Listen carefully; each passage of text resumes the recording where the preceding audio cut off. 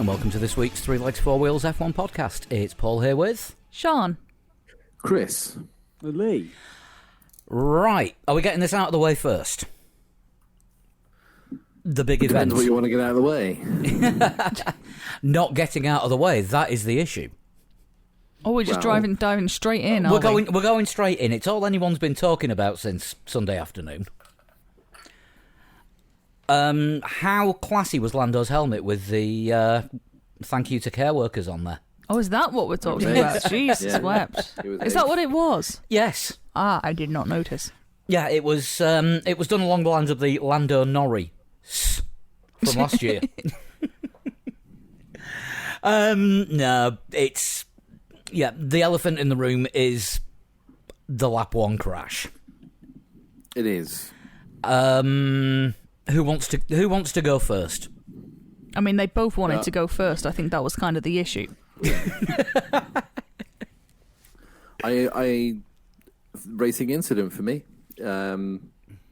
Yes, Hamilton could have been further to the right. Verstappen could have been further to the left. They didn't. They sort of just ended up occupying the same space of track. It happens. It's racing. For me, I'm the same as you, Flood, apart from... I think it's 50-50. It should have... there shouldn't have really been a penalty awarded. If anyone is to blame, and I stand by this from the accident with Lando,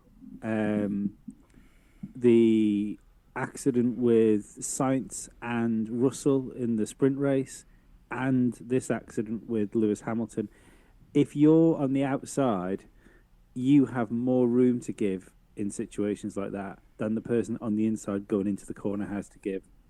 And when even if Max believed it was his corner or not, when he turns around, Alonso said it best when he was looking at the replay of it. He said, "You can't just turn into a corner and expect the other car to disappear, even if you believe you've won the corner." Yeah, I like that. Did Alonso say that? Did he? Yeah. So and that, see, like that, I think that's one of the things with. I mean, obviously, I've got a softy spot for Alonso, but certainly in You've these never mentioned it before. I know. I try to keep it quiet, but I think certainly in these situations where realistically Alonso has nothing to gain apart from just giving his honest opinion on a situation. I'm selling a few hats. I mean, yeah, he's always trying to fucking punt a 50 or 60 quid Kamoa hat out, isn't he? But there's nothing for him to gain there from his answer, and he's usually right in those situations. Yeah. Oh, also, sorry, just quickly before we go on, Michael Massey is the worst thing to happen to Formula One in the last 10 years. In what regard? If the over-the-top penalty system, and now we've slipped back into that 5 or 6 years ago territory where drivers were getting penalised. Remember where there actually had to be a meeting around we'll let them race, and there was a big thing about letting drivers race more and letting them get close and maybe bumpers swap paint here and there. We're back to that, and if that's the policing that has come under Massey's regime as a race director, he's awful. I was going to say, he doesn't actually have a say in the decisions. Not in the decision, not in the giving of the penalties, but as race director, the overall, for want of better words, theme of the Grand Prix is going to be dictated by the race director, as far as like track limits. It's him who decides as well what isn't. Yeah, I think he decides what gets referred to the stewards in the first place, doesn't he, as well? Yeah.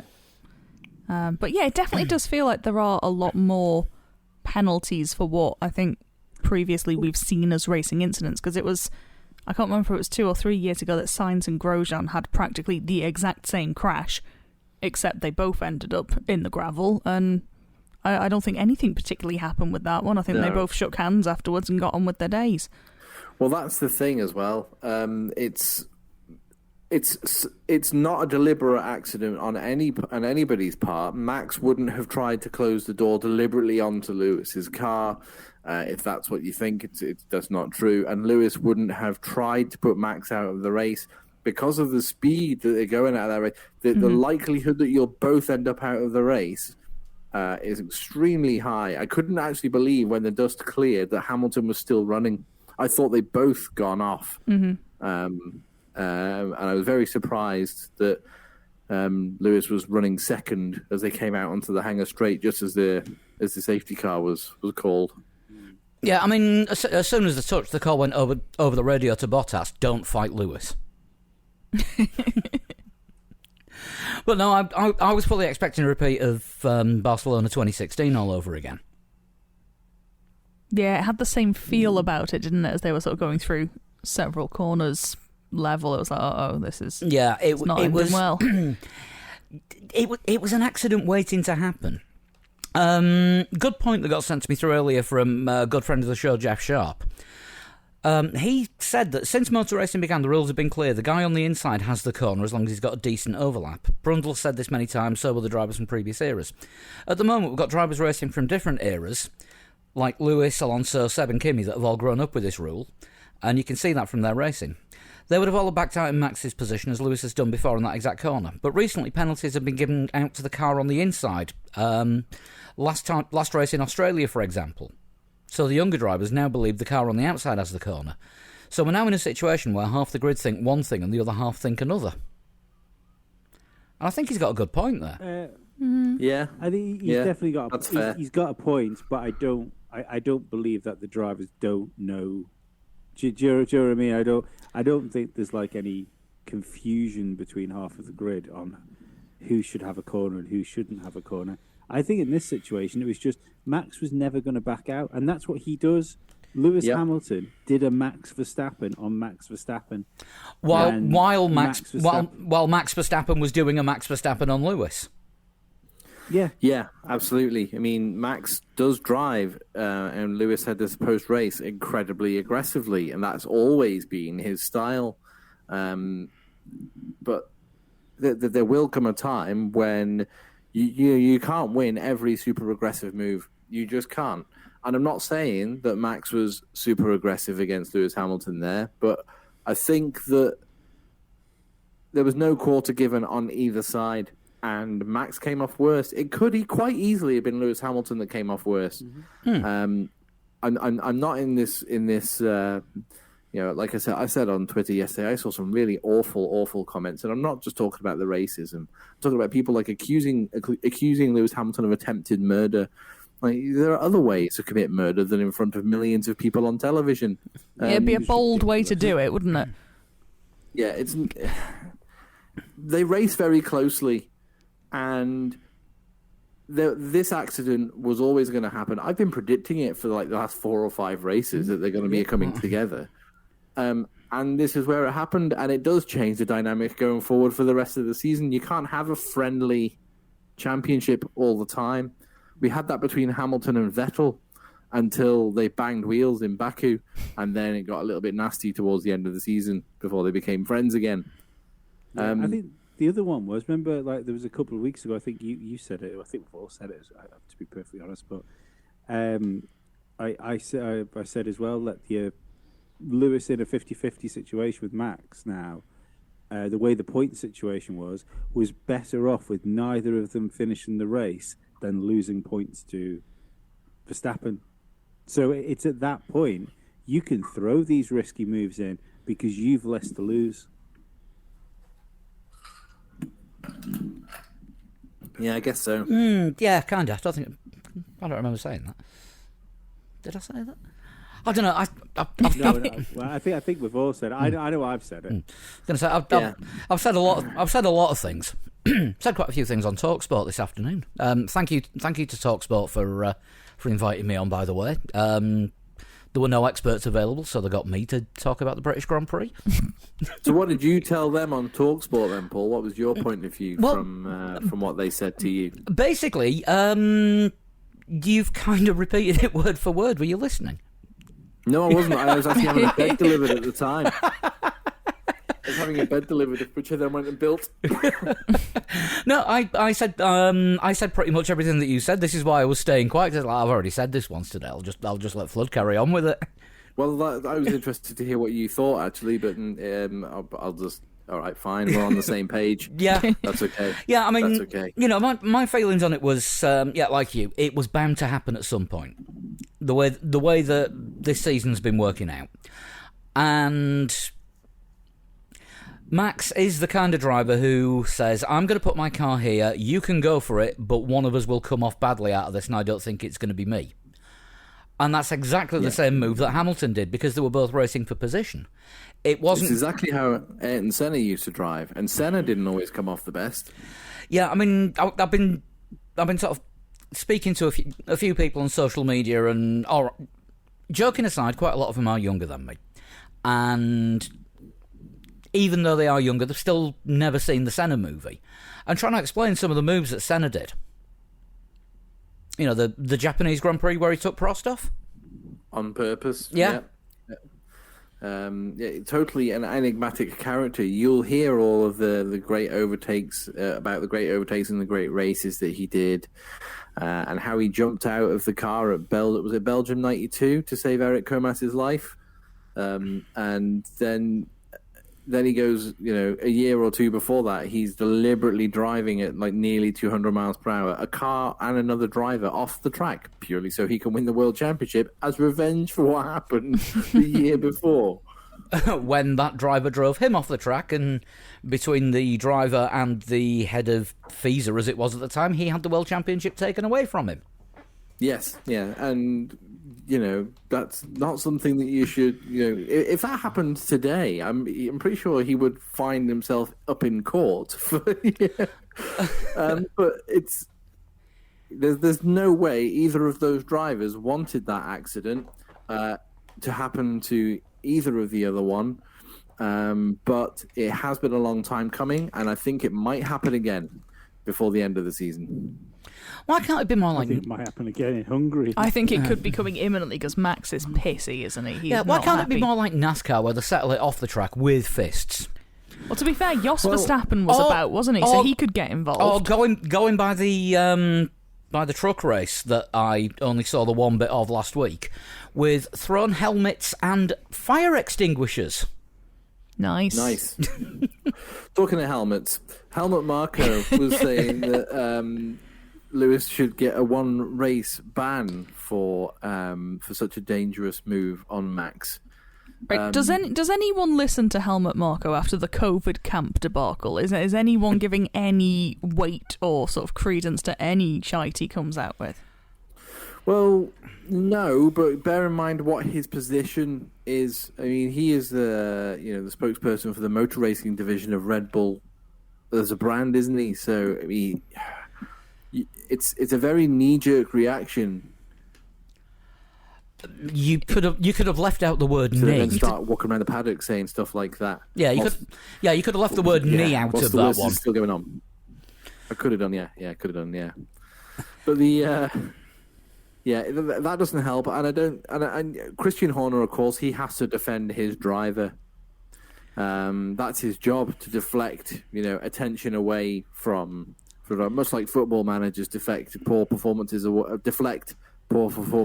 from their players. I had to stop myself from saying this afternoon, this is one that didn't make the final cut, and it was mental self-censorship.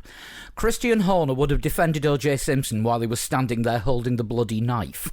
But that's Christian Horner's job. So, and I can kind of understand where he's coming from, but it got a little bit emotional. Like, emotions ran really high after what happened at Silverstone. And to the point where when I think it was Ted Kravitz asked Christian Horner about something that Lewis had said, and he said, "I don't care what Lewis said. Look at the replay again and make your own conclusions." It's kind of losing your head a little bit, isn't it? Definitely. Regardless of what you think, and I'm sure he probably does believe that it was a stupid maneuver. But that's quite quickly dialed out by his argument of like, oh, you don't stick a wheel up the inside of Copse. You mean like Hamilton did twice after that in the race, and also plenty of people have done previously at Copse during Formula One races. It's you know what's annoying about Christian Horner is Many even things. in his- How long have you got? Well, just in this situation, is I even in my head I can hear him going, well, you know, it's like Max he's a young, aggressive driver, you know, and if the gap's there, he's gonna try and overtake in the same situation. You forgot. Yeah. You Hear forgot what he's passionate. You forgot Yes, passionate. Sorry. Yeah, you know, you can just Yeah. hear it, and it's to be perfectly honest, I thought it was a bad look for Formula One. The team I did. radios, Yeah. team radios back and forwards. Yeah, I mean, I think Toto Wolff handled it, and everybody knows I'm not the biggest fan of him this year, but I think he handled it a lot better in what the public were seeing and hearing, as opposed to what he maybe said behind the closed doors. I don't know. I've sent you an email. Now, if anyone ever rings me at work to say they've sent me an email, that email will not get dealt with for 5 days. That email will be spending a week in the penalty box before I even look at it. If at work someone offers me an interview via email and I don't respond because I'm too busy and they phone up about it, that interview is not happening for that exact reason. Mental note made. I mean, what we got to hear on the Team 2 FIA radio this week was it was kind of case study of complaining. Yeah, it was bitchy, but yeah, it was very. It didn't feel sort of like and a very F1 way of doing your business, really. Just sort of, yeah, just the whinging. I mean, I know F1 is all whinging, but yeah, it was an oddity to get to sort of hear that side of things. I know the FIA radio is still fairly new, but Yeah. Yeah. The fact interesting. is, it's two drivers from different teams, so Yeah. it's not even like the same team.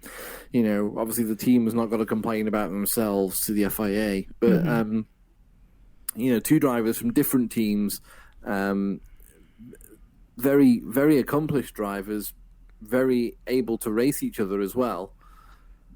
And as I said, this is always going to happen. Verstappen and Hamilton in a championship battle, we're going to come together, and I think it's part of Lewis Hamilton, not saying it is deliberate, but part of Lewis Hamilton's mind game. Temporary. He knows full well that Max Verstappen is not going to. Oh, sorry. you're back. It's all good. You're back. I'm back. Yeah, Max is not going to try a move like that again.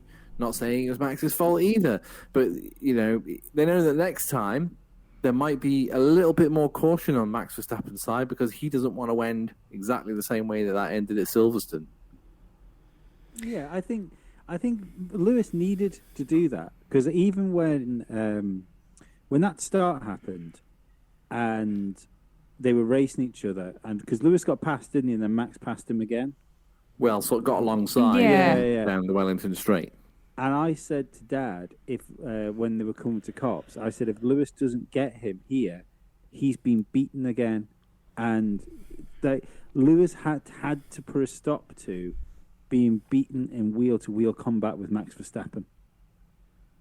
And it's been something that's happened this year where I think we've seen Lewis not be as aggressive as he should have been, because you can't not be aggressive with Max Verstappen. You can't race Verstappen like you'd race Alonso or you'd race Sebastian Vettel, because with all the goodwill in the world, and I think Max is absolutely on the borderline of being okay. He is simply not as fair a racer as some of the other guys, and you can't race somebody like that. Like somebody that you know is going to give you the room. Do you know what I mean? Like Alonso or Vettel will be a hard but fair racer, whereas Max You know Verstappen, they're going to leave you the room. Yeah, Max Verstappen is going to be a hard racer that's on the borderline of being fair. Yeah. You know Alonso or Vettel will leave you a car's width and a couple of feet, Yeah, whereas Max Verstappen's going to leave you... a car's width Yeah. and a Rizzler. If you're lucky. Yeah. Is that more than a frog's worth? Yes. But I think a lot of it comes down to that it's not just about this race, it is the sort of the bigger picture of the title, that they are rivals, not just on this particular day, and that's where a lot of the whinging on the radio comes from, and Helmut Marko talking about a race ban. They're not just talking about this instance, they're looking at the sort of the bigger picture of how it affects the whole title debacle. Yeah, absolutely.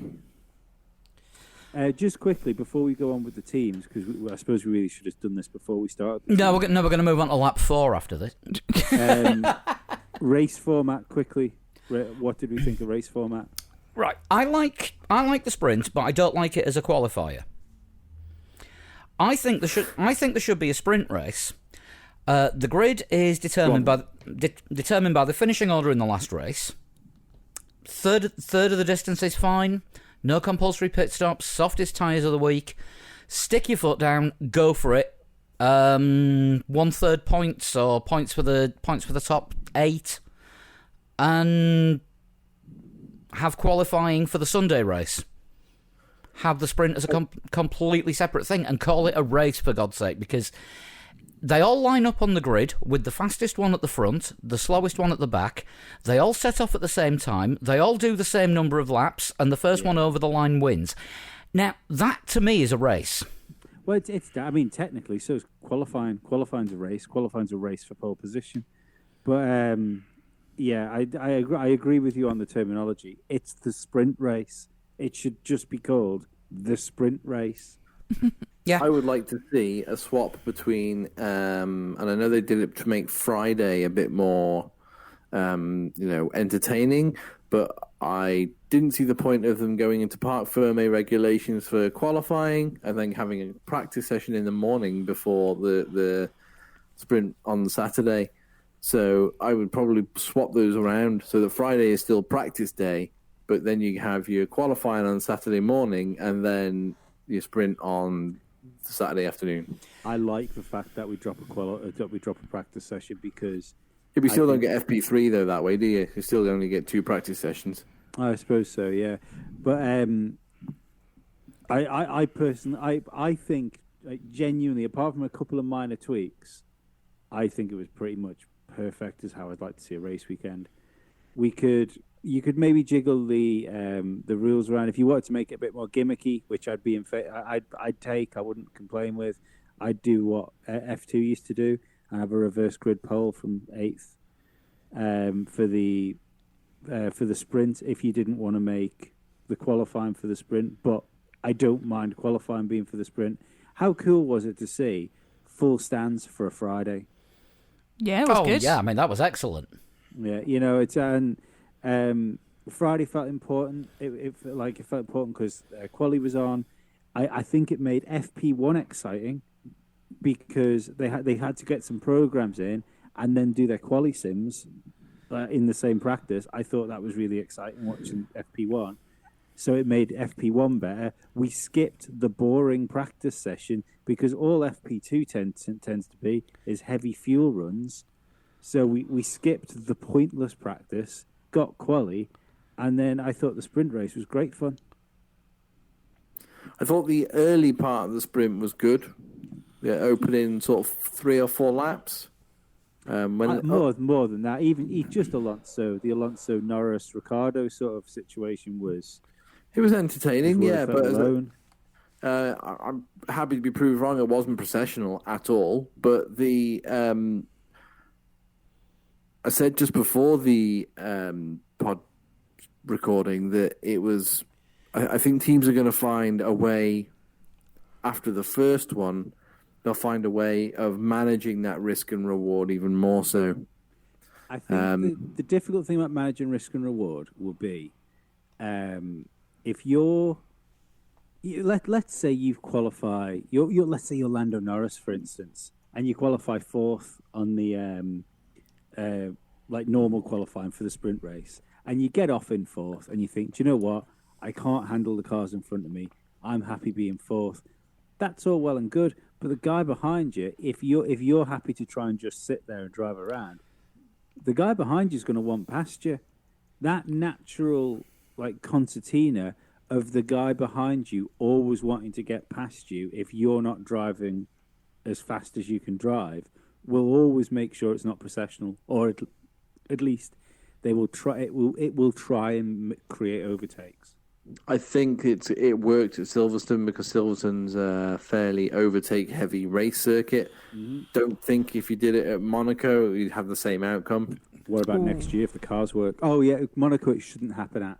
I would like to see it at every race next year apart from Monaco. And maybe Hungary as well. Maybe no, Hungary might be okay. Hungary can be okay. Yeah, you can, and because don't forget as well, I think that's the other thing. I haven't really heard anybody on like media talk about, because it's always been talking about the sprint race and the format in context of what we have this year, but it's not really a test for this year.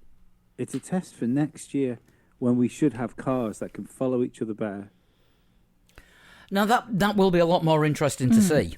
What do we all think of the new car, by the way? Because that got revealed at Silverstone on Thursday. It'd be nice if they didn't fucking paint it like a special edition Pokemon.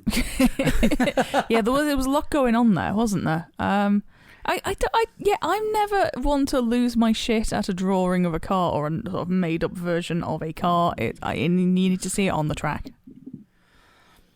It would have been better if they'd done a sort of rolling mock-up so you could actually get to see what it looks like moving. Yeah, I mean, it was weird having the drivers stood around the.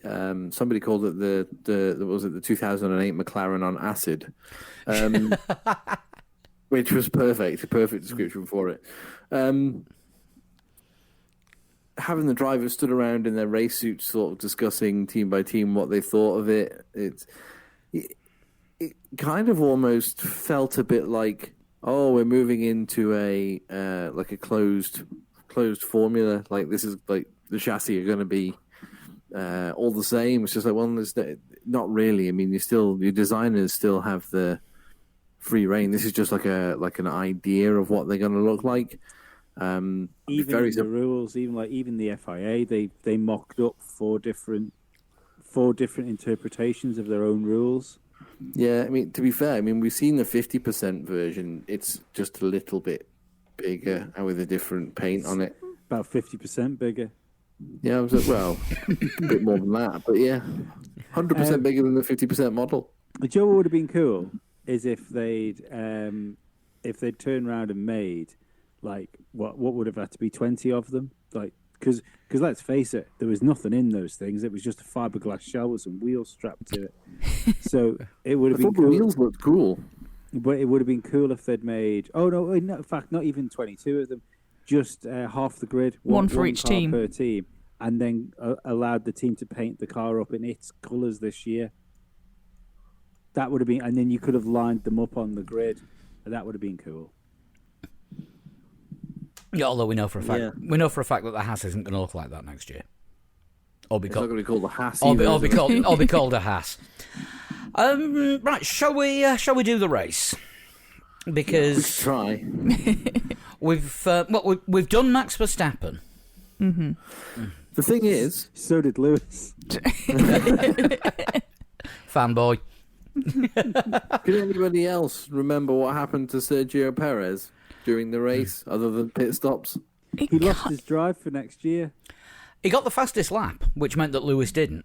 Well, yeah, which was no help to anyone because he didn't even get the point for it because he was outside the top 10. No, but they did take the point away from Lewis. He's gone again. He's still gone. He'll be back. He'll be back with a Moulton. It's now 8, so yeah. Yeah, because he was well placed for 10th place, and then they brought him in for the pit stop. So they took a point away from him, but took a point away from Mercedes and Hamilton at the same time. That was kind of tactical second driver sacrifice. I mean, he was having a good run. He started 20th after retiring in the sprint after his spin, and managed to get up into the top 10 on pace, which fair enough. Mm-hmm. You know, that's what you'd expect of one of the fastest cars on the grid. But other than that, no, I don't remember much aside from pit stops and twatting Kimi Räikkönen or forcing Kimi into a spin, or forcing Kimi into a place where he had to spin. Yeah, I didn't see a full replay of that, but it's interesting because around the Vale chicane, Raikkonen had the outside and Perez was on the inside, and Kimi spun because he was on the part of the curb which you're not supposed to go onto when you run off the circuit. But I don't think he had the room to be on the circuit. So I don't know that it was entirely Kimi's fault. I feel the way they've been with penalties, if there was a penalty to be had there, it would have been given. This is true. The bar has been set fairly low, and if I don't seem to recall that being investigated, let alone any penalty being dished out. So it must have been either the stewards couldn't be asked by that point, or they thought it was fine. If what happened in the sprint between Sainz and Russell is a 3-place grid penalty, then that's a 5-year ban for Sergio Perez. I would like to point out that because that was fucking ridiculous, the grid drop Russell got. And I think it's everything to do with the fact that the race steward this weekend was fucking Italian. I think it's everything to do with that because he took a Ferrari out. The thing was, he was offline because he was trying to stop going into the back of a locking up Ricciardo at the time. Yeah. Also half Italian. Again, the same thing. Sainz tried to go around the outside of somebody. If you try and go around the outside of somebody, it's fucking dangerous because you're going the long way around them. Yeah, I mean, we'll get to it in a bit, but the penalty did seem a bit on the harsh side. And George Russell was fucking fabulous in qualifying as well. Yes. It was ridiculous. We've got to wait before we get to Williams. That's the thing. You see, they're a bit further on than they used to be. Crazy. Yeah, so Red Bull first. Max we've already spoken about, and Perez. Oh dear, not the race he would have wanted. A first nomination for the Giovinazzi Participation Award. At least he participated this year and didn't get the Rones. True. And his car got through. Yeah. Yeah, I believe, if not his full overalls, I believe he at least gave Pierre Gasly his boots this weekend. Interesting. Right, Haas. Mazepin ahead of Schumacher. Right, Alfa Romeo. Did anyone see a Haas? Have they been spotted in the wild? Mazepin had a spin at some point. Oh, yeah. Early on. I think immediately prior to the Verstappen incident. Yeah, I think everybody had forgotten about it within seconds. Yeah, Lewis did him a solid and caused a distraction, so no one did the Mazza spin joke. I asked a friend of the show, Craig Scarborough, on Twitter how his debut commentating for F1 TV went, and he replied to me saying, not great, I enjoyed it, but I messed up my first link, to which I replied, doesn't matter, so did Mazepin. Yeah, reasonable. Yeah, I didn't see anything of Haas. Didn't hear any team radio. I assume they were getting elbowsy with each other at some point. That was about it. Yeah. Someone may or may not have fuck slammed a door. I do not believe any doors were fuck slammed this weekend. Right. I think Gunter seemed fairly happy afterwards. So no car damage, no furniture damage. A positive weekend. Let's give a tip of the hat to fucking Mazepin finishing ahead of his teammate at least, because it's not happened like a huge amount this year, has it? True. Schumacher seems to have had the edge on him. I think it's happened a couple of times. But in this, like for those two drivers, the only thing you can give them a high five for is beating their teammate. Yeah. So. I'd probably go high 3 at best. What are you doing with the other two? Mild silly season rumour is that it's going to be Mick Schumacher at Alpha next year. Even though Alpha from next year are not contractually obliged to have a Ferrari. They've signed for they had a Ferrari engine, yeah, a Ferrari youth, no. Yeah, it's free choice for Fred Vasseur next year. But isn't that part of the, because they've signed a long-term deal, haven't they, with that's Sauber? Yeah, part of the new long-term deal is that they don't have to have the academy driver. Oh right, wow. Fun times. Okay. I think they get first dibs on an academy driver that Ferrari don't want. But they're not obliged. I mean, let's face it, the Academy, is this just a way of saying we are not having Giovinazzi? It may very well be. So this could be a way for Callum Islet to actually get a race seat. Yeah. Seems I'd reasonable. like to think so, but unfortunately, I think Formula One's going to have escaped Mr. Islet. I don't know. It's always difficult, isn't it, when someone who is unproven in F1 has a year out of the car and then has to try and find that seat from somewhere when it sort of missed them first time around.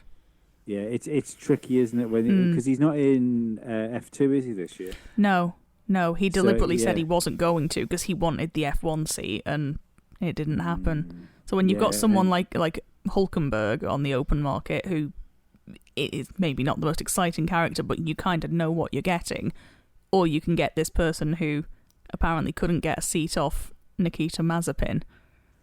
Or you've got somebody called Schumacher, which comes with all of the sponsorship. Yeah. Well, 1-on-1. But let's be honest, that's quite a bit. Yeah. Oh, and 1-on-1 equals 10 million by all accounts. Yeah, and I can't pronounce it, but the German begins with V, a very long second word. Deutsche Vergebruggen. The one that sponsored his dad? Yes. Yeah. I'm just going to call them the ones that replaced Decra. Is that a bank? Probably. Yeah. Yeah. But onto Giovinazzi's performance. Yeah, he finished 13th. Wasn't ahead of Kimi when Kimi span, but then was after he did. I can't really say much more than that. Again, no, quite anonymous for a lot of the grid. As I said, I know this race has one specific talking point, and we saw. Oh, he's just cut off completely this time. That's gone very quiet now. Is he actually still there? No, he's gone. Lee, we're gonna have to fill between the three of us. Quick, talk about Giovinazzi. Oh, Chris requested to join. Who's running for MHK? We'll let you back in. Yep, don't know what happened there. Everything just closed. We saw like a decent fight at the front, which I know we'll get to, but it's for the rest of the grid, not an awful lot happened. Did see quite a lot of really good defending by Kimi. Yeah, Kimi had his elbows out this weekend, which was fun. we were seeing the old school Kimi. Actually getting the car as wide as possible and giving it the full "you shall not pass," and did a damn good job. I was hoping that he'd actually managed to creep into 10th until the tyres died on him, and then he started facing the wrong way. But it did look like he might score points, didn't it? At one point. At one point. But he was the only Alfa Romeo that we actually saw anything really of. Unless you prove me wrong. Change my mind? No, I don't think so. That was it. Right, Williams next. George Russell in 12th, who was robbed of 3 places at the start of the main race, the feature race, the race. Sunday. The Grand Prix. Yeah, that'll do. I knew it was called something. Yeah, that was a harsh penalty. Yeah, it was, and like Lee said before, what an absolute star in qualifying. Like, there's absolutely no way that Williams should be. I'm going to go 8th. Putting it through. Then Russell's putting it into Q3. It's ridiculous. But I mean, 8th on pure pace. Yeah, that's just absolutely mind-blowing. What the hell is Nicholas Latifi thinking when it comes to qualifying? Because Russell always goes backwards in races. And that's probably to do with the car, because we saw what he can do when he's in a Mercedes. Oops, no, wait, he went backwards. But then... through no fault of his own. Yeah, no, not through a fault of his own at all. But, yeah, it would be good to see a Williams with a decent race pace at a circuit. Hungary might be a good one to watch out for. But is there a bigger gap between teammates in terms of qualifying? I don't. Not routinely, I don't think. I honestly don't think Possibly Sonoda and Gasly, because Gasly has been very strong. Maybe the closest I can think of is Vettel with his mojo back and 2019 version of Lance Stroll that keeps rearing his head. Yeah. Yeah, happy Seb and Q1 Lance. But yeah, I don't think that's been a consistent thing. In fact, I think this weekend, was it not sort of the other way around, that Stroll was the stronger of the two? Vaguely, yes. Which we'll get to Aston Martin in a minute, but there was that strange tyre thing, which we'll talk about later. But I don't remember seeing Latifi during the race. The only time I really noticed him was when he was about to get lapped, and he practically parked in the middle of the track. Oh, I do also remember that and thinking, like, what the fuck are you doing? Just to clarify, Chris, when you say you don't remember seeing Latifi in the race, could you clarify which race we're talking about? Any part of any race during 2021. No, I mean, Latifi, don't go about the way. Was it coming out of Copse? And then he just sort of slowed right down before going to the next section. Yeah, and that was a weird way to get lapped. Rather than pull offline, stick the brakes on and pull slightly offline. I think he's doing well. I mean, when you think about how we used to talk about Lance Stroll wasting a seat in Formula One, he's took that ball and he's run off down the road with it, hasn't he? No. We're talking about a battle between two Canadians. He's taken that puck and he's iced it, eh? In all honesty, I think Nicholas Latifi does a good job with that Williams. But that's still pretty good for Nicholas Latifi, and finished 2 places behind his lightning quick teammate in qualifying. That's a good result. Yeah, I'd like to see him in a more consistently mid-grid car, just to see what he can do with it. Not in a top car, no, just a mid-grid car. I'd like to see him in something slightly less mediocre. Put him in an AlphaTauri. Exactly. But you stick him in a Mercedes, and that is a waste of a seat. Well, you don't know. When he's not the best driver in his team, and we've seen what the other guy in the team can do in a Mercedes, I think it would be. But yeah, I'd like to see what Latifi can do in. I mean, maybe next year's Williams can do it if it's better on race pace. If he's in it, that's the. Well, I say that's the big question. But I mean, okay, he's bringing a lot of money into the team, but then again, so are the owners now. Yeah. So, what? Where do they go? And it comes back to, well, is Hulk available? We know Hulk is available. And would he go back there? Hulk's time's done. Hulk is the hot ticket, is he not, for that seat next year? I think Hulk he is. versus Kvyat. Yeah. He's one of the favourites. It's Hulkenberg and Kvyat, isn't it? Yeah. I think they're both a shame. Mind you, I suppose they need realistically, I think the hot ticket for it is probably Bottas, unless like we thought maybe I'm going to AlphaTauri or something like that. But I'd have thought a seat swap was probably the most likely if Russell leaves. Which is why I'm thinking Latifi's seat may not be 100% secure, because the most likely if Russell goes is a seat swap, and yet still other drivers are being talked about for being in there, which kind of makes me think we could be seeing an all-new Williams lineup next year. You're thinking it could be Bottas plus Hulkenberg or Kvyat? Yeah. Interesting.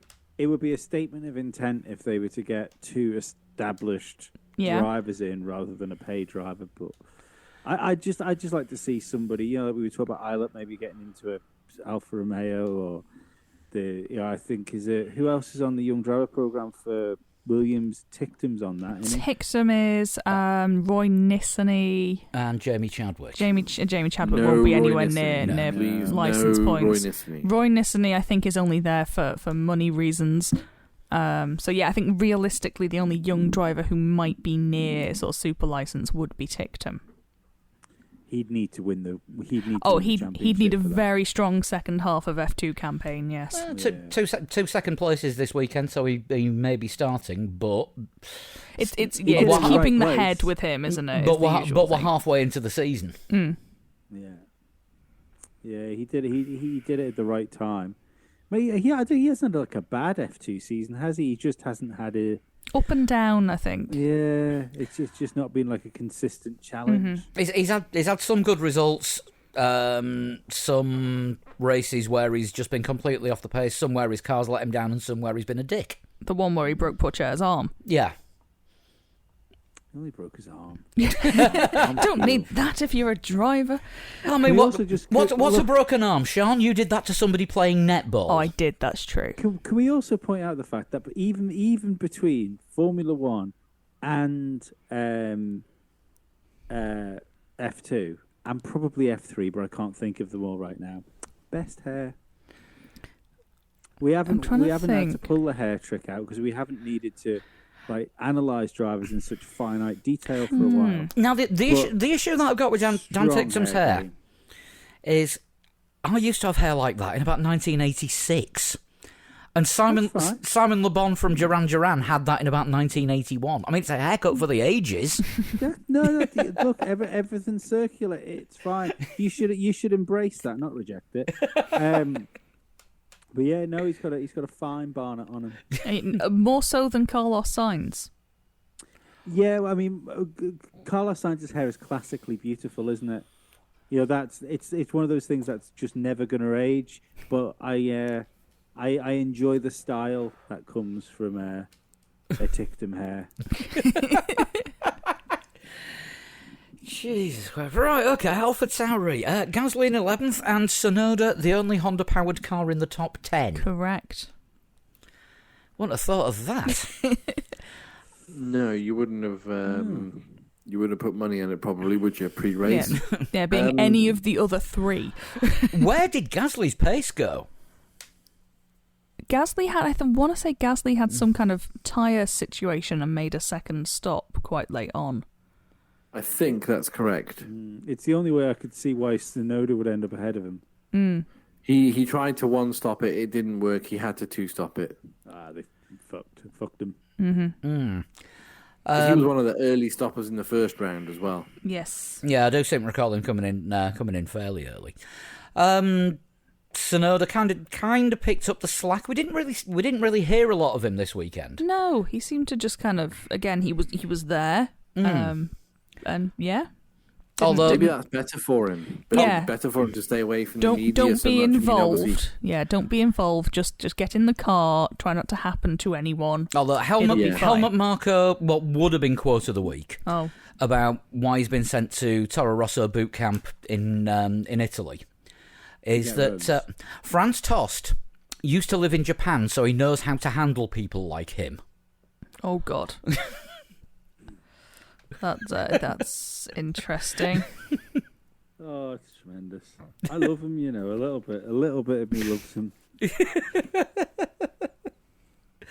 I mean, you can always rely on Dr. Marco for something quotable or evidence. But yeah, not a non-weekend really for AlphaTauri.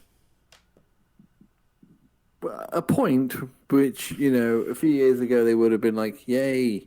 But, you know, these days it's a bit of a letdown, isn't it? Almost after podiums and, you know, getting used to Gasly being, you know, tucking in behind the McLarens on a few occasions this year. Yeah, because I mean, it looks like in that three-way battle between them, Aston Martin and Alpine, they definitely came out of it worse off. But again, we're talking about them. What are they? The fifth team that we're talking about here? Yeah. It's a moderate way into it. You know, look at Red Bull. Halfway. Yeah. Halfway better than Red Bull. Then again, AlphaTauri did win their first race before Red Bull won their first one. True. Aston Martin. Lance Stroll in 8th. And Sebastian Vettel ended up DNFing after his spin. A good recovery, I feel, from Lance. Yeah. Yeah, I don't remember. Again, I don't remember a huge amount about the race as such, but he seems to have just got it done. And Vettel became Spinella again, didn't he? Spinning Vettel. We've missed him almost. It wasn't good. Captain Pirouette. Yeah. Got Alonso alongside him, and all of a sudden he just decided to go into the old pits. I got dead excited because I thought it was Bottas that dropped it. No. I thought it was Bottas that dropped it first. And immediately when I saw Bottas dropped it, I pictured Lando Norris on the podium. I will admit, after sort of before the restart, I did stick a fiver on Lando to win because it looked like he could. Because I didn't think the Ferrari would have the race pace, and I was expecting Hamilton to get at least a drive through, which would have put Lando in a good enough position to win if he could hold off Bottas. I think he should have been ahead of Bottas if it wasn't for his pit stop anyway. But That's true, yeah. But we aren't doing McLaren yet. We are doing Aston Martin. Vettel with possibly one of the biggest rock star moves of the weekend, though. Went into the stands after the race without a camera crew, with no advance publicity, no nothing, after the fans had gone, and just helped with the clean-up. Yeah, he's been quite outspoken, hasn't he, about certain things, and one of them is sustainability and, you know, being greener and cleaning up the planet. So he's done it a couple of times, I think, sort of in and around the race. This is the first time he's gone into the stands and just cleaned up after fans, I think. He's a big fan of bees, apparently, as well. He's paid for the funding of quite a lot of bee-friendly areas around where he lives. He's an odd character, isn't he? He has his little sort of quirky hobbies. The thing is, of course... Like in a good way. Yeah, the thing is, of course, he's not on any form of social media. Mm-hmm. So he doesn't sort of brag about it, go on about it. He just gets on and does it, which is unusual. A true act of virtue is done without looking around you first, isn't it? Yeah, I mean, as I say, had they announced that Vettel was going to be doing the clearing up afterwards, fans wouldn't have left. No, and he wouldn't have then been able to do it. Yeah, no, and exactly. because they'd have known there were camera crews, they'd have all taken their rubbish with them, which would kind of sort of defeated the point, really. But no, that was definitely sort of I won't say pleasant surprise, but good to see, really. Yeah, I know, it was cool. It was a cool move. Right, Alpine, Ocon in 9th and Alonso in 7th, and I think part of Alonso's finishing position was down to that incredible sprint on Saturday. Yeah. Saturday Alonso was probably the raciest I've seen this season. Yeah, what was it? 6 positions on the first lap of the sprint. I mean, okay, he got caught by the McLarens, but it was a good start. Yeah, and then maintain it on a Sunday. So the car's obviously got good pace, and it's come on quite a bit since the start of the season. And Alonso's come on with the car since the start as well. Yeah, I would agree with that. Alonso wasn't really with it when the season first started, and I was one of them who was quite quick to jump up and say, no, I'm not. He's going to have one of those seasons where maybe he shouldn't have come back. But he's now understanding it a bit better, and we're hearing him. You can hear it in his voice on team radio, in the post-race interviews. He's much happier, and the performances are slowly coming to that car. I don't think he's far away from the Alonso of old, if I'm honest. Yeah, I think he. No, that's a fair thing to say. Yeah, I think if you whatever car you give him, he's probably going to do slightly better in it than it deserves. Well, that's certainly been that was certainly the case in all his time at Renault and Ferrari. I think that the McLaren years are a bit of an outlier. Mm. Yeah, Ferrari was definitely him outperforming the car. Most of the Ferraris he drove were no good, and he nearly won world championships with them. Yeah, absolutely. He did that Ferrari didn't deserve to be anywhere near a world championship. It's just a shame that a lot of the teams, and I'm assuming that Alpine are going to be one of them, are slowing down or stopping development on the cars, because this particular car is really starting to come into its own, and if development continued at the normal rate, I think we could be looking at potentially a podium by the end of the season. Well, don't forget Alpine are using Renault's 2019 chassis. They haven't updated their chassis since 2019. I didn't know that. Yeah, it's the same. They went into 2020 with the same car as the 2019 car. And the 2021 car is just an evolution. It's only evolved that it's not been a brand new car right the way through since 2019. Right, I knew the one that they ran in testing in 2020 was a hybrid of the 2019 chassis with some new areas, but I didn't realise they'd never actually got done a whole new one. Yeah, underneath the skin, it's the same skeleton, literally. That's it. So Alonso's doing a pretty good job. Bloody As is hell. Ocon, Ocon, ninth place isn't shit at all. Yeah, let's be 2 places behind Alonso. If we're going to say what a great job that Alonso was doing, Ocon had problems after he signed that multi-year deal, but he's turning around again and putting in the performances that he was early in the season. Maybe he just hates Austria. He was given a new chassis Maybe. this weekend. Was he given a new one? Yeah, he was given a new chassis because he thought there was something wrong with the chassis he had, and it seems to have fitted him a bit better. So, but realistically, that's where he is kind of, even taking my Alonso-coloured spectacles off, that's kind of where I expect him to be in relationship with Alonso. I don't think that's. I don't even think that's derogatory. I think you're talking about the fact his teammate is arguably one of the greatest Formula One drivers of all time. Yeah. Yeah, he's definitely putting up a good showing there. I know, Lee, you've not been his biggest supporter over the years. I think it's odd how he got another chance. Definitely. I mean, if don't get me wrong, if he does well with it, fucking great. But I don't believe he did enough to get back into Formula One after he fell out. Paul Di Resta looked better than Ocon, and Paul Di Resta couldn't get back into Formula One. He did replace Hülkenberg, though, who famously never got a podium, and Ocon got a podium last year. Oh, yeah. That's fair enough. But I think Hülkenberg, as far as podiums go, is the outlier. Maybe we just try. People want to believe he's better than he is. The gatekeeper at Nick Heidfeld's World of Disappointment. Yeah. On to McLaren. Danny in fifth, Lando in fourth. Danny looking a lot better.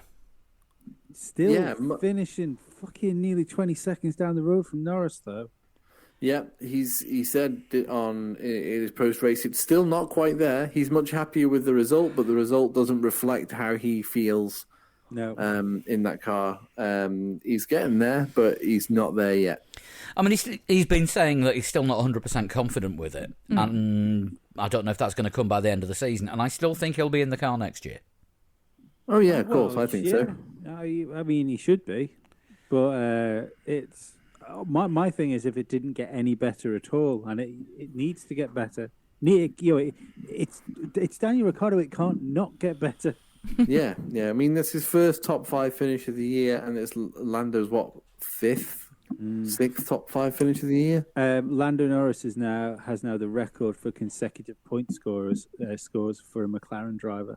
Yeah, wow. Nobody has ever scored consecutive 15 races, is it? Yeah, but how crackers is that? Considering Lewis Hamilton was a McLaren driver.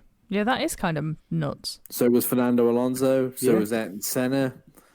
So was Kevin Magnussen. Yeah. Speaking of outliers, Christian Fittipaldi. Jan Magnussen.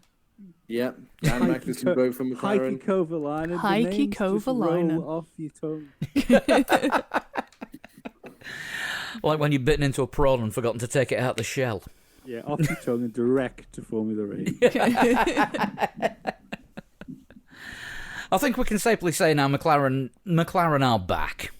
This is the real McLaren. Well, looking at, I mean, it did look like Norris might have a shot at winning the race at one point. I agree with that.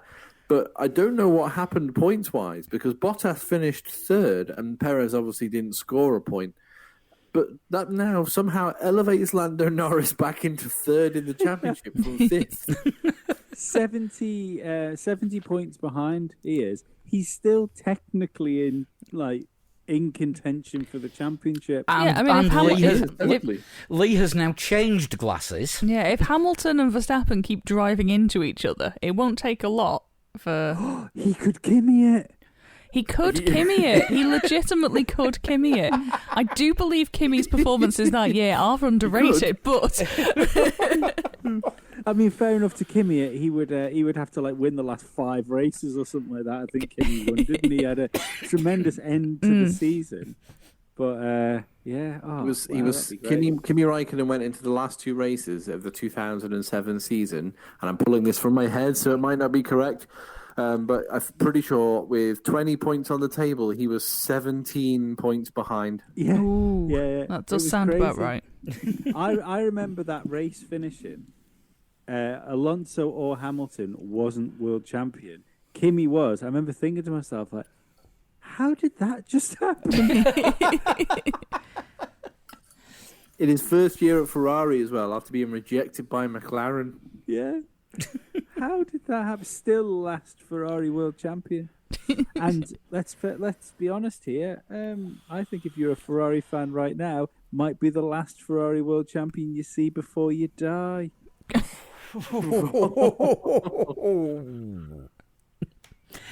We'll do Ferrari now then. Oh, good. Right, Charles Leclerc, I think, could have won the race if the engine hadn't have kept going on him. Charles Leclerc would have won the race if Lando Norris hadn't have had a slow pit stop. Yes, forgetting about the guy who won the race. No, because Lando Norris would have been ahead of Valtteri Bottas 3 seconds down the road or 4 seconds down the road from where Hamilton was when he met him. Hamilton would have been let past Bottas. In a podium position, I think Norris would have put up much more of a fight than he did with Lewis, when they were fighting for fourth. And I think that 1 or 2 laps holding Lewis up, burning his tyres up because he's in turbulent air, would have cost him the race win. Yeah, maybe. It's not a terrible thing to have thought about. But the thing with Charles Leclerc, and he did this when Ferrari were terrible in 2020. They're less terrible this year, obviously. But he somehow pulls performances out of that car, and I'm not saying he's on the same level as Alonso, but he does very Alonso things where the car is much further down the road than it should be. Mm-hmm. Now, yes, of course, he capitalised from that.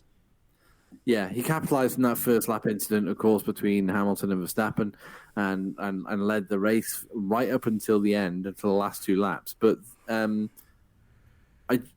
there's no way a Ferrari should have been able to lead that race all the way around. I mean, what is this, 2018? Is this Sebastian Vettel we're talking about? I mean, during the red flag, when they were getting ready for the restart, he actually had to double check with the team, am I starting in P1?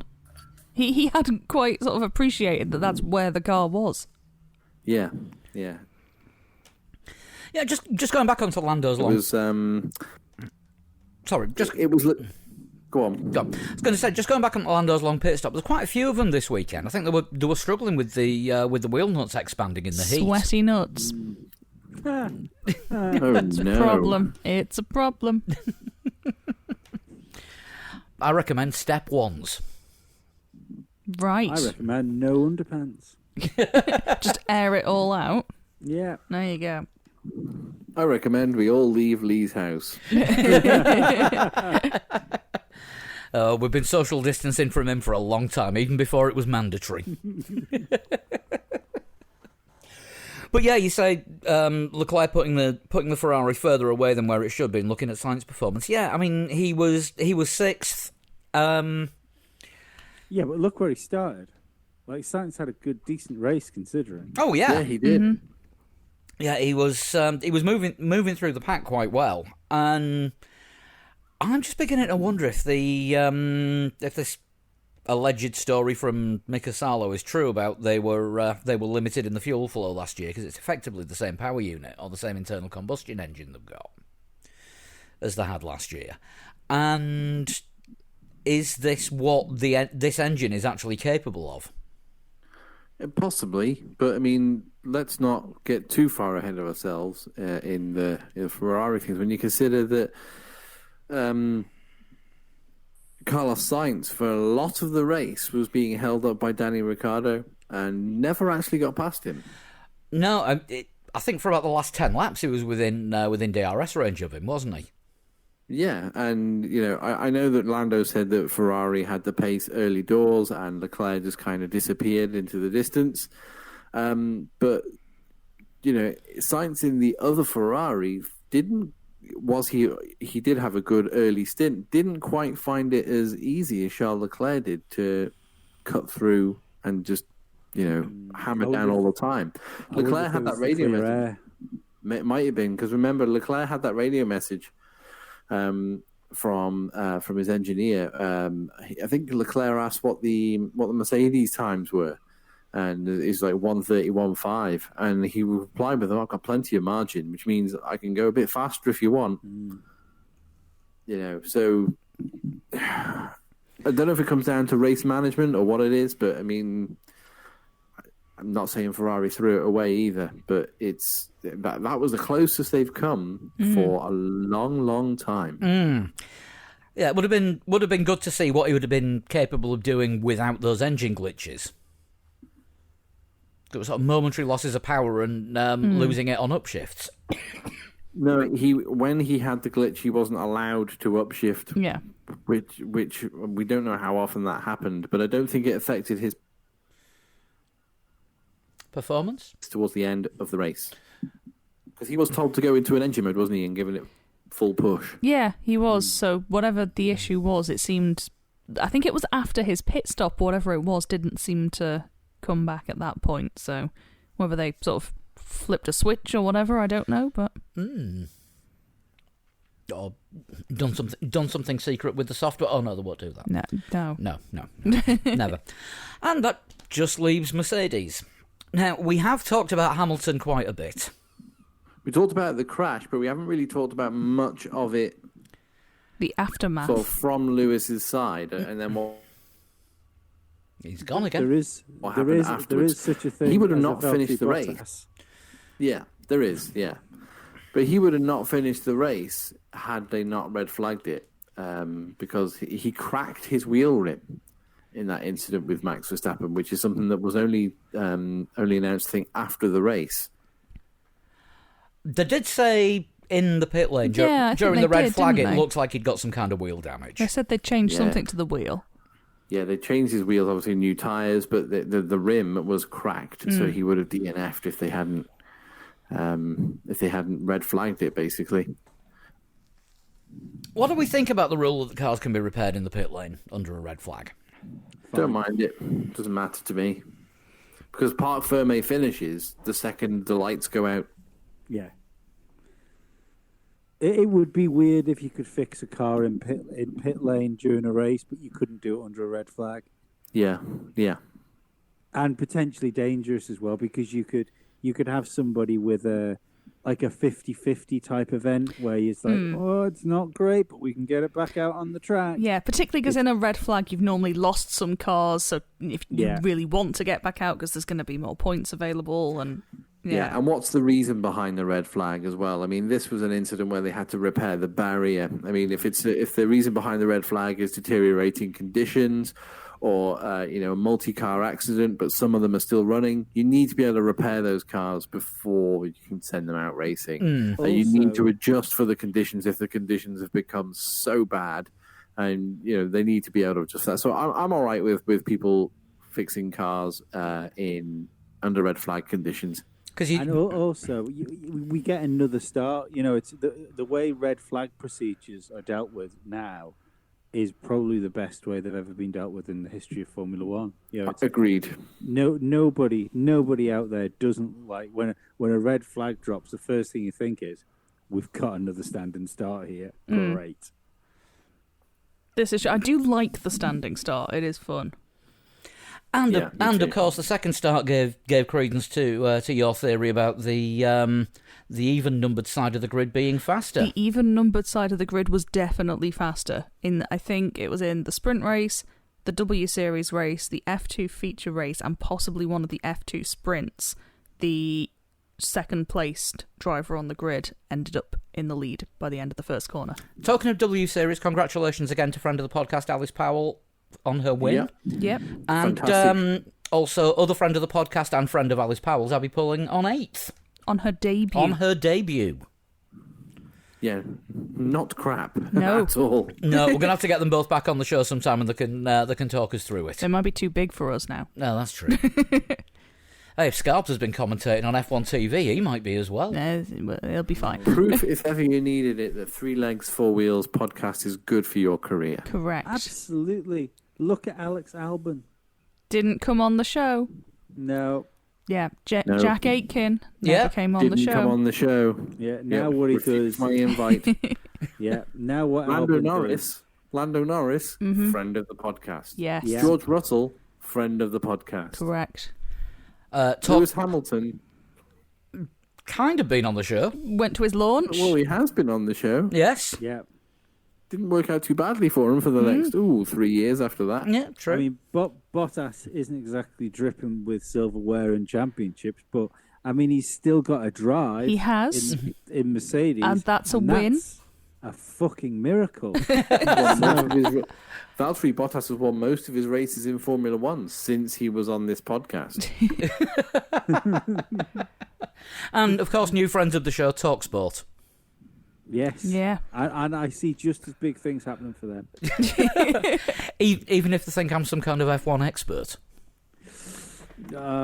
There's room for improvement. Yeah, but I didn't understand it either.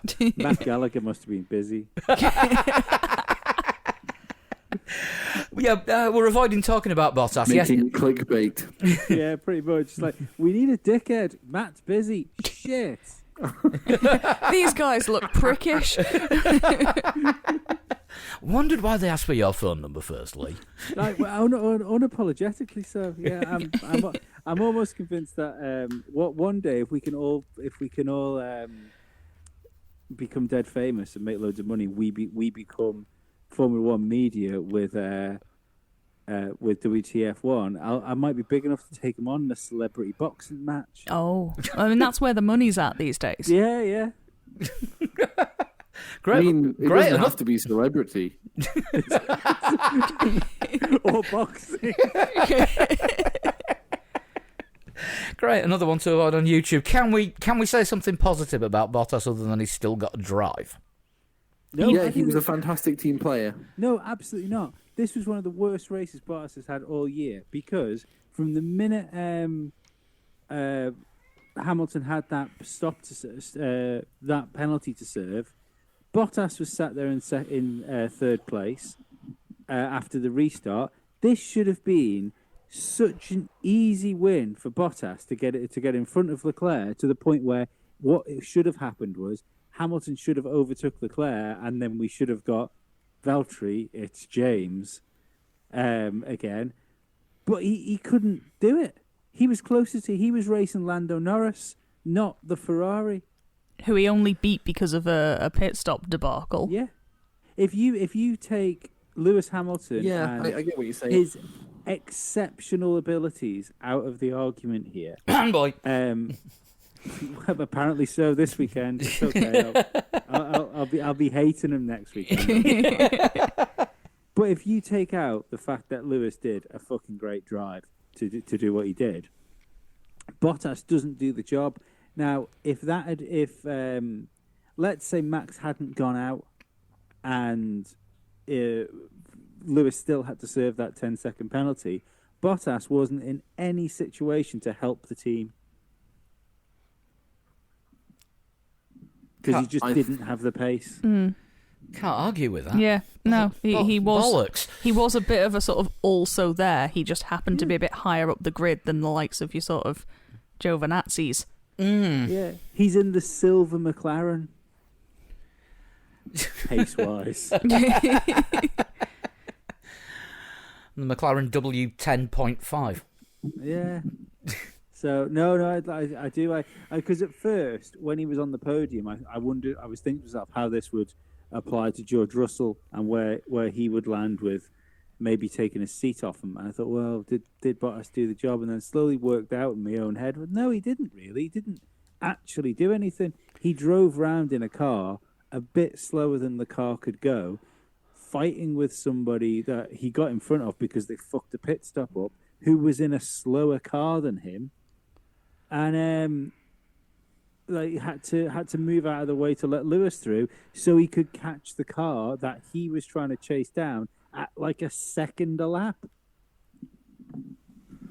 Even Bottas, you would think, if Lewis can catch it a second a lap, you'd think Bottas could take 0.5 out of him a lap. Yeah, you would think so, wouldn't you? It's puzzling. I mean, okay, Lewis is going to be faster in the car because he's a faster driver. This isn't going all fanboy. I'm equally up and down on all drivers depending on their performance, or I like to think. Yeah, but Lee makes a good point in that Hamilton chased down Leclerc in that 1 second a lap, 1.1 seconds a lap, and then Bottas was just in the same position. Yeah, under the pressure of as well. Right? He caught Leclerc. I mean, it's okay saying, "Oh, well, he had a faster car." Right, fine. But when he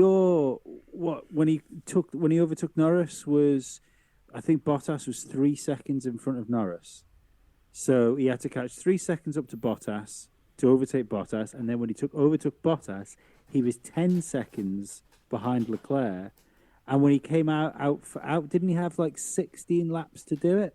So he knew he had to keep that second a lap pace up every lap until he got to the back of him. Otherwise, he wouldn't do it. That's tremendous pressure. And it was something that Bottas just didn't get anywhere close to achieving. No, I mean, I see what you mean. The other driver in the fastest car at the front of the race should be in the lead if the main driver isn't there. He's not Riccardo Patrese to Nigel Mansell, is he? Let's be honest. No. Should have been he's not even Barrichello to Schumacher or Massa to Alonso.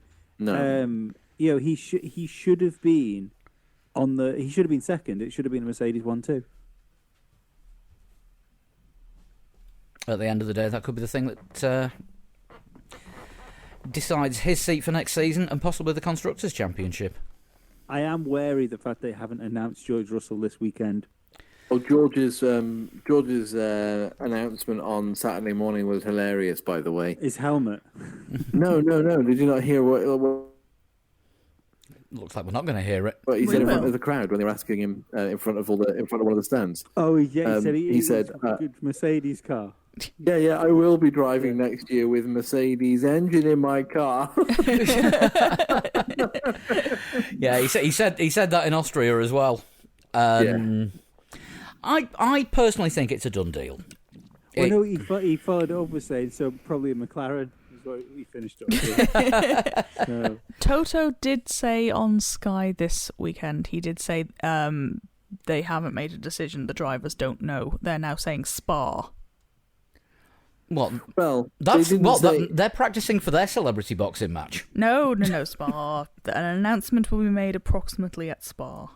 Yeah, but then Toto said, well, if I say Spa and then we don't announce it at Spa, you'll be asking me at Spa when's the announcement. So I don't want to tell you. I don't want to tell you that it's definitely going to be at Spa. So we do have a bit of a summer break after Hungary, don't we? A little bit. Yeah, we've got 3 weeks. 3 weekends off. Good Lord, what are we going to do? We've got some guests prepared for the summer. I think we might have 1 weekend off and then do 2 shows with guests. Christ. Yeah, do that. I think nothing's confirmed as yet, but things are in progress for some pretty decent new guests as well. Yeah, obviously, new people. Obviously, we'll be trying to get Scarbs and Sean and Alice and Abby on again. Yeah. Mm-hmm. I'll start sending out the begging tweets very soon. In the meantime, we could do with some rock stars and wankers. Michael Massey's wanker. That seems reasonable. Yeah, obviously we've got Seb as a rock star. Yeah. Most of Twitter Formula One, just for the absolute crap that they put out there on and on Instagram, the comments and the you're all wankers. Yeah. Yeah, it was pretty grim, wasn't it? F1 Twitter this weekend was not a pleasant place to be. No. And Instagram. Luckily enough, I didn't see any of it. I didn't. So I can't. I believe you guys, but I didn't see any of it. Yeah. Mike McPherson, by the way, yeah, everything you wrote in that email, 100%. What did he write? Controversy around Lewis and Max to me was a racing incident, not because I'm a Hamilton fan and not a Verstappen fan, but because it was a racing incident in my eyes. You can't say let them race on one side, then penalise them on the other when they get wheel-to-wheel and something like that happens. What the incident did make for was good radio commentary from Horner, Toto and Massey, lol. I do hope Max is okay, as I would like to see him challenging for the championship, but want Lewis to win number 8. Makes for good drama all round.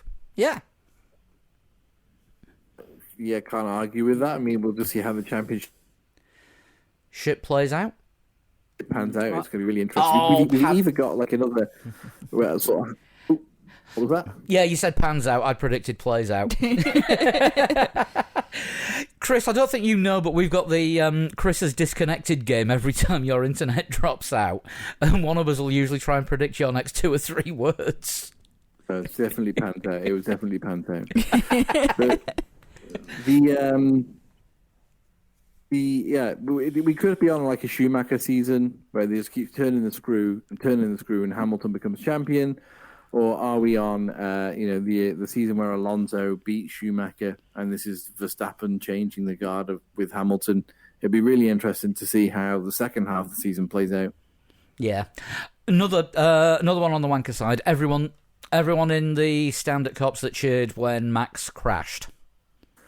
Yeah, but no. I think it stopped very quickly, didn't it? Once they realised how big the crash was. Yes, it did. Yeah, I mean, there was a lot of hate around that as well. So, like, how dare people cheer an accident? The cheering stops as soon as they realise there's an accident happening. I think that to me, that's it's you're there to support somebody. You cheer when somebody goes off. Do you know what I mean? It's the same as cheering someone in football if there's a tackle, and someone goes down. Mm-hmm. I think sometimes on the internet people try and pretend they're really, really, really good people, and the easiest way to do that is try and make other people look really, really bad. I'm not saying that it's definite, but the people who have said that will probably be the same people that cheered if Hamilton had crashed at that corner. Yeah, you're probably right. I'm not going to lie. I cheered when Schumacher crashed right in front of me and broke both his legs. But you didn't know that he broke both his legs at that exactly. Time. So you cheer, and then essentially you have that horrible feeling where you go, he's not getting out, is he? Yeah, and you're like, shit, what have I done? Oh, they brought the blanket out too. Fuck it. Another rock stars though, finding out just how hard they work, because I know one of them now. The track team at Silverstone. During a big event like the British Grand Prix or the MotoGP British Grand Prix, they actually have to live on site and they're on call more or less 24 hours a day. They were laying turf at 9:30 on Friday night. Crikey. Oh, I could believe that, yeah. And probably they're rock stars. And probably painting it at 10:30 because it was the wrong shade of green. An additional wanker or collective wankers, the people who left their rubbish that Vettel had to pick up. Yeah. Yeah, just take it with you. What you doing? Has Zach Brown got the Roans? Yes. Yeah. Yes, he missed the race. Yeah, him and 2 other members of the team came down with it. Tell you what, Mrs. Brown will be asking some questions if it was him and 2 18-year-old secretaries. Do they have many 18-year-old secretaries at McLaren? I don't know.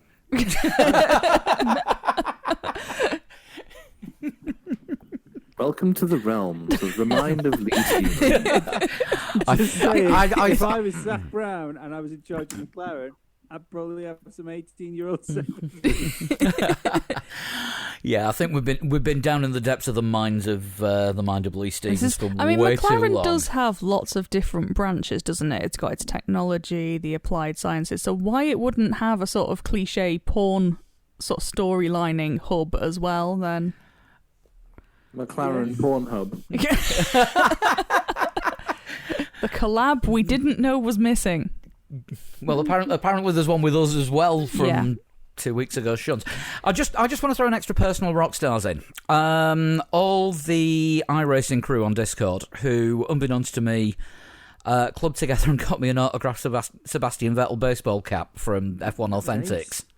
Which is awesome. Which is incredible, and is taking pride of place on the wall above my racing rig at Three Legs Towers, and I'll stick a photo of that on as soon as we've got some picture hooks to hang it up with. Yes. As long as the walls are solid enough. Questionable.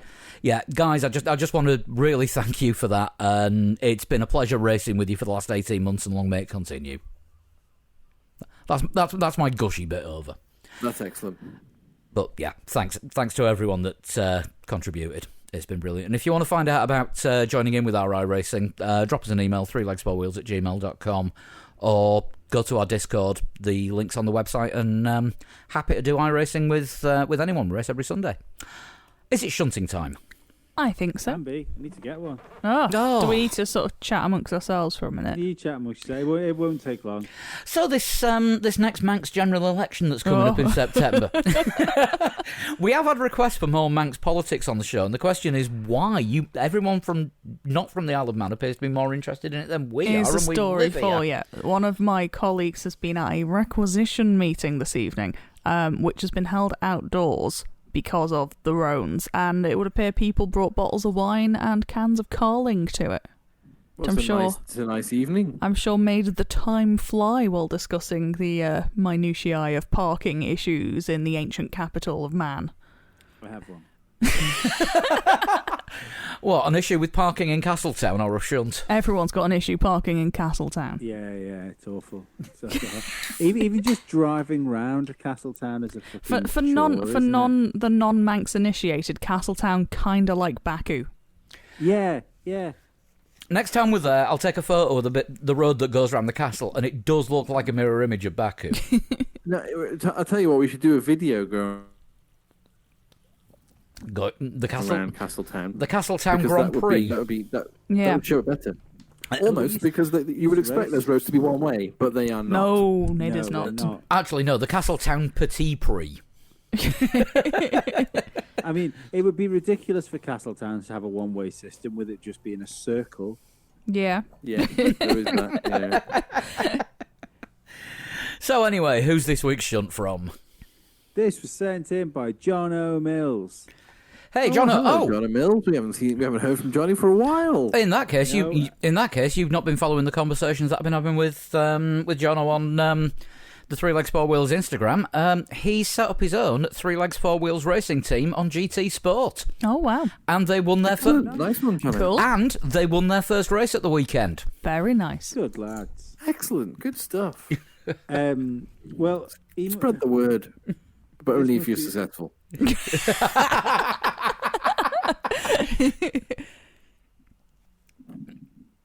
This must be. I think he said, "Is he sent in two?" He said, "Is this a decider?" I think it's like one all. What anyway? We'll go with it anyway. Are you just going to be like flitting between two different sets of clues here? No. I think he said in the message that he's already sent in two. You won one. He won one. So this is right. If it was going you. between the two, it was like I was born in either 1937 or 2008. I was born. Good. Yay. At the end of the war. Now, which war? Which this one? is open to interpretation. I was inducted into the U.S. Motorsports Hall of Fame. Okay. All right. I'm thinking an American. I mean, yeah. Something in that clue just gives it away. This one's not fair. I have competed in Formula One races. Okay. Competed, but not necessarily raced. I would like guess. Bloody hell. Don't all come at me at once.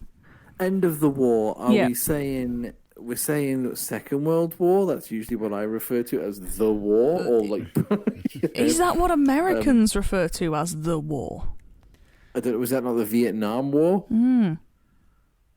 I have I don't know no what idea. Americans refer to as the war. The Gulf War, maybe. That was the early The American 90s. Civil Yeah. War. I mean, that would be pretty difficult to get into the U.S. Motorsports Hall of Fame and have competed in Formula One Yeah. races if you were born Yeah. at the end of the Civil War. But it's be not fair, impossible.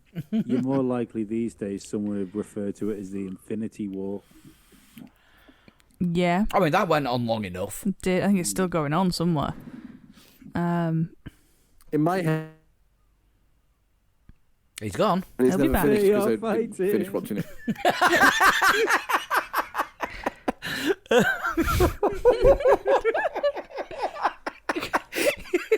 Chris, what's in your head? In your head. In your head. No, that never finished, that film, because I never actually finished watching it. So, yeah, actually, in my head, they are still fighting because with their tanks and their bombs and their bombs and their guns. So are we saying the cranberries? Oh, God. I don't know. All I can think is the lion that attacked AJ Foyt, I feel like it's not the lion that attacked AJ Foyt. which does sound like a bad novel. I think Dan Gurney is usually my go-to sort of American answer, but I think he would have been, if we're talking about the Second World War, I think he would have been in between those two world wars. In between wars at the moment. We're between wars. We're not having one at the Yeah, minute. Dan Gurney is better than nothing, isn't it? Let's Yeah, let's yeah, start with that'll do. That'll do. Okay, now I've driven for MG. MG. Blimey. Interesting. I have won Daytona. Oh, sorry, I've won at Daytona. Ah, not So- necessarily the Daytona. Yeah. So it could be. Daytona Beach. I'm going to say it could be the 24 hours. It could be the 12 hours. It could be the NASCAR. 500. Yeah. There's a few options. I'm a Brummie. Oh, Right. Can't do Brummie accents. no, as we just Can't found do out accents, there. I can barely do mine. Right. Famous Brummie racing drivers. What's your man played by Christian Bale? Oh, shit. Yeah. Because I think he's trying to do a Brummie accent there. Was it Reg Parnell? Might have been.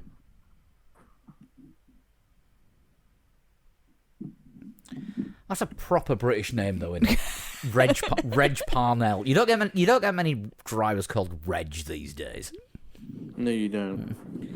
Yeah, I Played reckon. by Christian Bale, curveball, Patrick Bateman.